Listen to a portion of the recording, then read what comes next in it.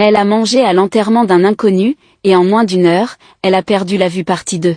Adama ne voyait plus rien. Tout était noir. Ses yeux étaient grands ouverts. Mais le monde avait disparu. On l'emmena chez plusieurs guérisseurs. Tous disaient la même chose. Ce n'est pas une maladie. C'est un prix. Un vieux marabout, appelé Serigne Mamadou, accepta de la recevoir. Il lui prit la main, la renifla, et recula brusquement.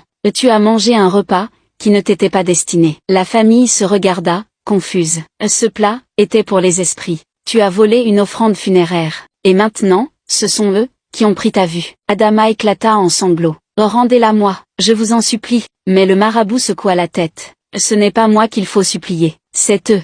Cette nuit-là, il lui donna une consigne étrange. Retourne là où tu as mangé, à la même heure, amène une offrande, et demande pardon. Mais fais attention, ne parle à personne. Et surtout, quoi qu'il arrive, ne mange rien. Adama y retourna. La concession était vide, silencieuse. Mais le bol dans lequel elle avait mangé, était là, exactement à la même place, rempli à nouveau. Elle posa son offrande, un poulet entier, du miel, et un foulard neuf. Puis, elle s'agenouilla. Je ne savais pas, pardonnez-moi, rendez-moi la vue. Un silence, puis un souffle froid, un rire lointain, et une voix grave. Une vie pour une erreur, tu as de la chance qu'on ne t'ait pris que la vue. Adama se mit à trembler.